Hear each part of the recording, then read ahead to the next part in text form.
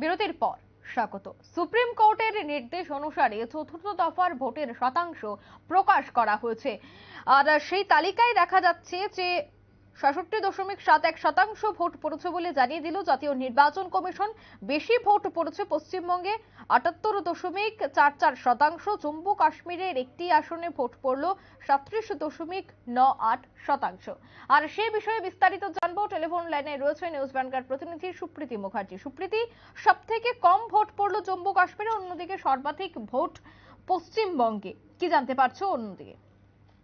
দেখো, গতকালকে চতুর্থ দফার ভোট সম্পন্ন হয়েছে। আর এই ভোট সম্পন্ন হওয়ার পর আমরা দেখেছি যে ভোটের হার বা পার্সেন্টেজ প্রকাশ করতে কমিশনের অনেকটা সময় লেগে যায়। বিশেষ করে প্রথম, দ্বিতীয় এবং তৃতীয় দফার ক্ষেত্রে আমরা দেখেছি যেটা যে প্রায় ৪৮ ঘন্টা পরে প্রকাশ করা হতো ভোটের শতাংশের হার, যে কত পার্সেন্টেজ ভোট পড়লো গোটা দেশ জুড়ে।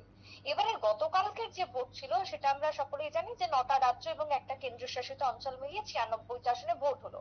আর এই ৯৬টা আসনে ভোটের ক্ষেত্রে যে শতাংশের হার এখনো অব্দি আমরা জানতে পারছি, তাতে করে দেশে ভোট পড়লো ৬৭.২৫%। আবার কোনো কোনো ক্ষেত্রে এই পরিসংখ্যানটা ৬৭.৭১ পর্যন্ত দেখা যাচ্ছে। বিভিন্ন ক্ষেত্রে বিভিন্ন মত উঠে আসছে, তবে ৬৭% ভোট পড়েছে আমরা যদি বলি আক্ষরিক অর্থে গোটা দেশে ৯৬টি আসনে।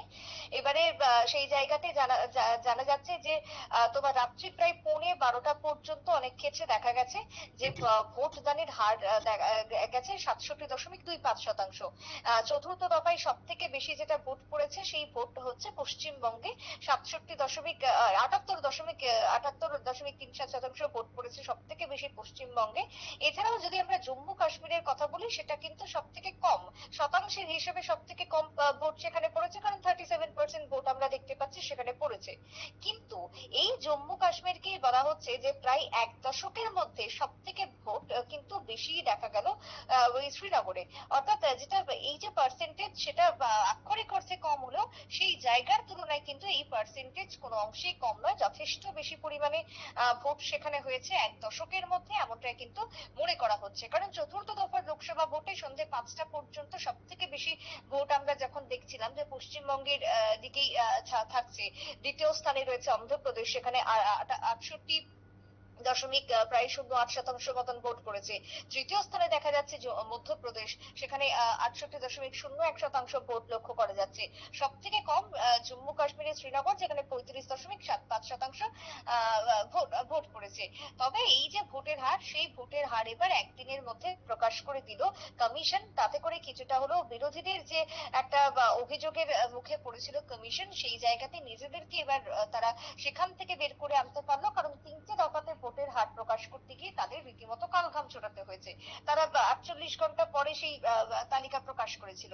তবে এবারের সঙ্গে সঙ্গে ভোট সম্পন্ন হবার সেই দিনের মধ্যে এই হাল বা এই ফল প্রকাশ করে দেওয়াতে, ভোটের হার ঘোষণা করে দেওয়াতে স্বাভাবিকভাবে দেশের মানুষজন যথেষ্ট স্বস্তিতে রয়েছে কমিশনের এই ভূমিকা দেখে। কারণ তারা এবার তাড়াতাড়ি বলা যেতে পারে চতুর্থ দফাতে ভোটের হার সেটা প্রকাশ করে দিয়েছে।